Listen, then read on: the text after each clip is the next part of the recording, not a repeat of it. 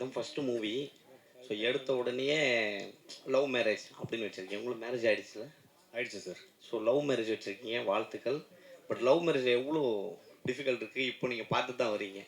இந்த பேரை எப்படி சூஸ் பண்ணீங்க சார் ஃபஸ்ட்டு எல்லாருக்கும் ஒரு கேட்சியான ஒரு டைட்டில் வேணுன்ற ஆசையில் சூஸ் பண்ணது தான் சார் லவ் மேரேஜ். அடுத்து இந்த கதைக்கு தேவைப்பட்டது அது இன்னொன்று. அண்டு எல்லாருக்குமே மேரேஜ்னாவே வந்து லவ் மேரேஜ் தான் ஒரு எக்ஸைட்மெண்ட்டான ஒரு விஷயமா இருக்கும். அரேஞ்ச் மேரேஜ்ன்றது ஒரு போரிங்கான விஷயம் தானே. ஸோ அதனால் இன்ட்ரெஸ்டிங்காக இருக்கும்ன்ற ட்ரஸ்ட்டில் சூஸ் பண்ணது தான். எல்லாருக்கும் பிடிக்கும்ன்ற ட்ரஸ்ட்டில் யூஸ் பண்ணலாம். வாழையை நுழையிறதுக்கு ஈஸியாக இருக்கும். தேங்க்யூ. விக்ரமரூப் சார், மை கொடுங்க சார். சார், இந்த படம் வந்து 30 வயசுக்கு மேலே கல்யாணம் ஆகாத இளைஞர்களை பற்றி நிறைய பேசுது அப்படின்னாங்க. சமீப காலமாக 2-3 வருஷத்தில் நிறைய பேர் ஜென்ஸ் வந்து பொண்ணு கிடைக்காம கஷ்டப்படுறாங்க. அப்படியே பொண்ணு கிடைச்சாலும் எல்லா பொண்ணும் ஐடி கேட்குறாங்க, இன்ஜினியரிங்காங்க, டாக்டருங்காங்க, மற்ற கொஞ்சம் கவர்மெண்ட் வேலை. இந்த மற்றவங்களாம் வந்து ரொம்ப பாதிக்கப்படுறாங்க. ஒரு மீடியா வச்சுக்கோங்க, கேமராமேன் வச்சுக்கோங்க, நடிகர் வச்சுக்கோங்க, ஒரு ப்ரைவேட்டில் வேலை பார்க்கவங்கலாம். அதை பற்றி என்ன சொல்ல வரீங்க? இந்த படம் என்ன சொல்ல வருது? இது இது இது வந்து நிறைய விஷயங்களை பற்றி பேசுது. இப்போ நீங்கள் சினிமா இந்த மாதிரி விஷயம்னு சொல்ல போதே எனக்கு பிரியன் சொல்லியிருக்காரு, அவருக்குன்னு கல்யாணம் நடக்குதுங்கிற போது நீ சினிமாவில் இருக்க, உனக்கு எப்படி அவ்வளோ ஈஸியாக பொண்ணு கிடச்சிச்சு அப்படின்னு கேட்டாங்களாம். ஏதோ ஒரு லக்குன்னு தான் நான் நினைக்கிறேன். பட் அதையும் தாண்டி நிறைய விஷயங்களை பற்றி பேசுது. அதெல்லாம் நீங்கள் படம் பார்த்து புரிஞ்சுக்கணும்னு நான் நம்புகிறேன். ஏன்னா ஜாலியாக தான் சொல்லியிருக்கோம். யோசிக்க வேண்டிய விஷயம், ஆனால் ஜாலியாக சொல்கிற விதத்தில் சொல்லியிருக்கோம். நான் இப்போ ஏதாவது சொல்லுவேன் ஜாலிக்கு, அப்புறம் அதை எடுத்து வேறு ஏதாவது பிரச்சனையாக்கி விட்டுருவீங்க. ஸோ அதனால் உள்ளபடி நல்ல கேள்வி தான். பட் ஆனால் நீங்கள் கேட்ட கேள்விக்கு இவரோட அனுபவமே இருக்குது. அதுக்கு தான் சார். சார், மிஸ்கின் சாரை வந்து கொஞ்ச நாள் முன்னாடி நம்ம தாஸ் சார் வந்து இதே மேடையில் வாங்குவாங்கன்னு வாங்கினாரு. ஆமாம், பார்த்துருந்தேன். இதே இடத்துல அவ்வளோ பெரிய ஆளா அப்படின்னு கேட்டவர், திடீர்னு அவருக்கு நடிக்கிற படத்துலேயே, அவர் வில்லனா நடிக்கிற படத்துலேயே இறக்கிருக்கீங்களே, அவர் வாய்ஸை எப்படி சூஸ் பண்ணீங்க? அவர் பாடுவாரான்னு முதல்ல இது பண்ணீங்களா? இல்லை, இது இந்த கேள்வி மிஸ்கின் பாடினதை பற்றி பேசணுமா இல்லை அதை பற்றி சொல்லணுமா? எப்படின்னாலும் சொல்லலாம். அது இல்லை என்னன்னா சிசி, நம்ம கலைஞர்களாக இருக்கும் பொழுது, நம்ம உணர்ச்சி பெருகும் பொழுது நம்ம சிலது பேசலாம். ஆமாம்மா, இல்லை என்னன்னா அதான் அது ஒரு இஷ்யூ சார்ந்து அவர் பேசினாரு. பட் தனிப்பட்ட முறையிலலாம் அப்படி எதுவும் இல்லைன்னு நான் நினைக்கிறேன். அவர் அப்படியும் சொல்லவும் இல்லை. அதே மாதிரி மிஸ்கின் சார் கிட்டேயுமே நான் சொன்னேன், அவர் இந்த படத்தில் பாடி அவர் சூப்பர் நடிச்சிருக்காரா, சூப்பர் அப்படின்னு தான். ஸோ கலைஞர்கள் என்னென்னா, இப்போ பொதுவாக வெளியிலேருந்து பார்க்கும்போது இவருக்கு அவர் போட்டி, இவரை சொல்லிட்டாரு அப்படின்றதெல்லாம் வந்து ஆக்சுவலாக உள்ள எதுவுமே இருக்காது. அடுத்த நாள் திரும்ப இதே இண்டஸ்ட்ரியில் தான் நம்ம இருக்கணும். ஸோ அதனால் இந்த மனிதாபிமானம்ன்றது எல்லாருக்குமே, என்ன மனிதர்களாக படாத கஷ்டம் கிடையாது, இல்லை நிறைய இடிப்பட்டு தான் ஒரு இடத்துக்கு வரோம். ஸோ அதனால் அங்கே ஃபுல் ஸ்டாப் வச்சுட்டு மிஸ்கின் சார் பாடினதுக்கு வரேன். எனக்கு வந்து பொதுவாகவே முதல் படத்துலேருந்தே அவருடைய வாய்ஸில் ஏதோ அவர் நல்ல மியூசிக் சென்ஸ் இருக்கிற ஆள். என்னோட குருநாதர் வந்து சஞ்சய் சுப்பிரமணியம் சொல்லி ரொம்ப ஃபேமஸ், தெரியும், சங்கீத கலாநிதி, ரொம்ப பெரிய இசையில் வந்து ரொம்ப வல்லுநர்களுக்கு தான் அந்த விருது கொடுப்பாங்க. ஸோ அவரும் மிஸ்கின் சாரும் ரொம்ப க்ளோஸாக பழகுவாங்க, மியூசிக் பற்றி பேசுவாங்க, லிட்ரேச்சர் பற்றி பேசுவாங்க. நான் பேசும்பொழுதுமே வந்து உங்களுக்கு சொல்லி தெரியணுன்றல அவ்வளோ ஒரு ஸ்பஞ்ச் மாதிரி அவர் அப்சர்வ் பண்ணாத விஷயமே கிடையாது. மியூசிக்னு வரும்பொழுது அவர் சிலது எதிர்பார்ப்பார் இல்லையா. ஸோ அந்த தயக்கம் இருந்தது. இந்த பாட்டை அனுப்பும்போது என்னடா சூப் சாங் அனுப்புகிறோமே அப்படின்ற ஒரு சின்ன தயக்கம் இருந்தது. பட் அதை கேட்டுட்டு வந்து அவர் அது மியூசிக்கெல்லாம் ரொம்ப அந்த ஸ்ட்ரிங்ஸ்லாம் சூப்பராக இருக்கே, இந்த இடம் கையில் வந்ததெல்லாம் காணாமல் போகுது, இந்த லைனில் வந்து ஒரு சோல் இருக்குது அப்படின்லாம் நோட்டீஸ் பண்ணி சொன்னார். ஸோ அதனால் வந்து அவர் ரொம்ப சிறந்த பாடகர். ஆக்சுவலாக அவர் இன்னும் ரிலீஸ் ஆகாத ஒரு பாட்டு நான் அவர் பாடி ஒரு படத்தில் கேட்டேன், ஒருத்தங்க ப்ளே பண்ணி காமிச்சாங்க, அவ்வளோ அருமையாக இருந்தது. ஸோ அதனால் அவர் மியூசிக்குமே கற்றுக்கிறார், மியூசிக் படிக்க கூட செய்வாருன்றத கூட கேள்விப்பட்டிருக்கேன். ஸோ அதனால் ஒரு மியூசிஷியனாக தான் அவரை பாட கூப்பிட்டேனே தவிர ஒரு விளம்பரத்துக்காகவோ அதுக்காக கூப்பிடல. ஆக்சுவலாக ஒரு சிங்கராக ரொம்ப சிறப்பாக இருக்கும் அவர் பாடினான்றது தான் ஐடியா. தேங்க்யூ. டைரக்டர் சார், இப்போ சார் லவ் மேரேஜ், அரேஞ்ச் மேரேஜுங்கிறது ஒரு சமூகத்தில் சில கட்டுப்பாடுகளுக்குள்ளே அடங்கி திருமணம் செய்கிறது.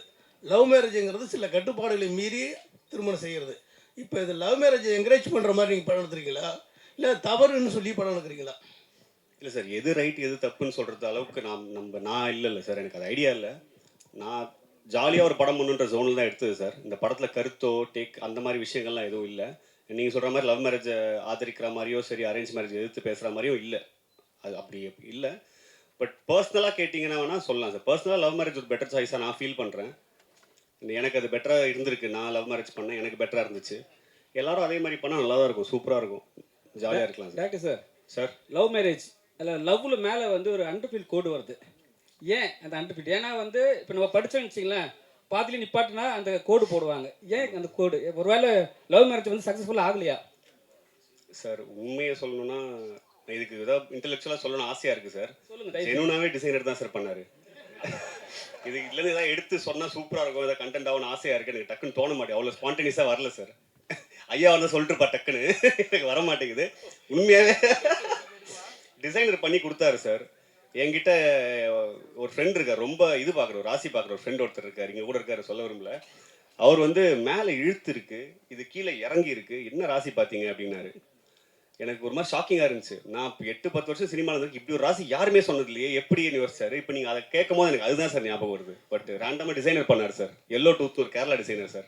மியூசிக் டாக்டர் சார், சார் எப்பவுமே வந்து மிஸ்கின் சார் வந்து இளையராஜா பற்றி தான் பெருமையாக பேசிகிட்டே இருப்பார். அவர்கிட்ட கேட்டால் பாடல்கள் வந்து என்ன வேணால் சொல்லுவார். ஸோ உங்ககிட்ட ஏதாவது சொன்னாரா, இல்லை அவர் அவர் பண்ணுற பாட்டு தான் பண்ணுவேன்னு சொல்லியிருந்தாரா, மென்ஷன் பண்ணியிருந்தாரா ஏதாவது? என்ன உங்கள் லாஸ்ட் இது இல்லை என்னன்னா இளையராஜாவுக்காக தான் நான் பாடுவேன்னு ஏதாவது சொல்லியிருந்தாரா? இல்லை, அவர் நம்மளுக்காக பாடியிருக்காரு. அப்படி இல்லை. அதாவது என்னன்னா, நான் அதை எப்படி புரிஞ்சுக்கிறேன் உங்கள் கேள்வின்னா, அவர் வந்து ரொம்ப என்டார்ஸ் பண்ணுற ஒரு கலைஞராக இளையராஜா சார் தான் இருக்காரு. மற்றவங்களுக்கு எப்படி பாடுறாரு அப்படின்றதான் உங்கள் கேள்வியா? ஓகே. ஸோ ஆக்சுவலாக என்னென்னா, நம்ம எல்லாருமே இப்போ நானுமே வந்து ராஜா சாருக்கு ஒரு பாட்டு பாடினேன்னு ரிலீஸ் ஆகலாது. பட் இளையராஜா சார் வந்து ஒரு ஒரு பெரிய நட்சத்திரம் மாதிரி, அவர் ஒளி வந்து யார் மேலேயுமே படாமல் இருக்காது.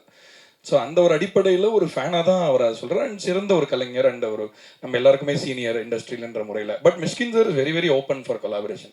இன்ஃபேக்ட் நான் சொன்னேன், அவர் என்னை பற்றி கேள்விப்பட்டிருந்தாருன்னா இந்த பாட்டை எதிர்பார்த்துருக்க மாட்டார் என்கிட்டேருந்து. இப்போ ஃபார் எக்ஸாம்பிள் அவர் வந்து ஒரு மாதிரி ஒரு சோல்ஃபுல்லான பாட்டா அந்த மாதிரி இவன் அனுப்புவான் அப்படின்னு அவர் நினச்சிருந்துருக்கலாம். பட் ஆனால் நம்ம அனுப்பின பாட்டு அந்த மாதிரி இல்லைன்னா கூட அந்த பாட்டுக்கு நம்ம கொலாபரேட் பண்ணலாமே, ஜாலியாக ஒரு பாட்டு பண்ணலாமேன்ற இதுதான். பொதுவாகவே அவரை பற்றி நான் மிஸ்கின் சாரை பற்றி ஒன்று கிளாரிஃபை பண்ண விரும்புகிறேன். அவர் வந்து சினிமாவை பற்றி ரொம்ப சீரியஸாக பேசுறதுனால அவர் வந்து என்னமோ ரொம்ப சீரியஸான ஆள், அவருக்கு ஐ மீன் ஒரு ஃபன்னியாக இருக்க மாட்டார், ஜோவிலாக இருக்க முடியாதுன்றல ரொம்ப லைட் ஹார்ட்டடான பர்சனாக தான் எனக்கு தோணார் என்னோட இன்ட்ராக்ஷன்லேருந்து.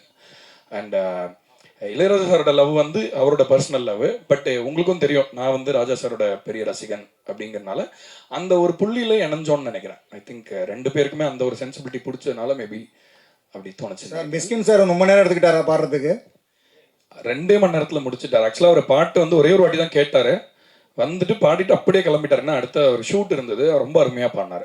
சார் மிஸ்கின் சார் எப்பவுமே எல்லா படத்துக்கும் ப்ரொமோஷனுக்கு வருவார். லாஸ்ட்டு ஒரு மேடையில் வந்து ப்ரொமோஷன் கூப்பிட்டு 5 லட்ச ரூபா கொடுத்தா தான் வருவேன்னு சொன்னார். நீங்கள் என்ன கூப்பிட்டு பார்த்தீங்களா? இல்லை, எனக்கு அதை பற்றி தனிப்பட்ட கருத்தில் எனக்கு தெரியவும் தெரியாது. தெரிஞ்சாலும் நான் சொல்லக்கூடிய ஆள் இல்லை, எனக்கு அதை பற்றி தெரியல. சார் மைக் சார், நீங்கள் வந்து அரேஞ்ச்மெண்ட் மேரேஜ்னு நினைக்கிறேன். ஆனால் அன்னை இல்லத்தில் நிறைய காதல் திருமணம், இப்போ கூட காதல் திருமணம் நடந்திருக்கு. உங்களோட தனிப்பட்ட பார்வையில் இப்போ உள்ள ஜென்ரேஷன் வந்து லவ் மேரேஜ் பெஸ்ட்டா அரேஞ்ச்மெண்ட் மேரேஜ்?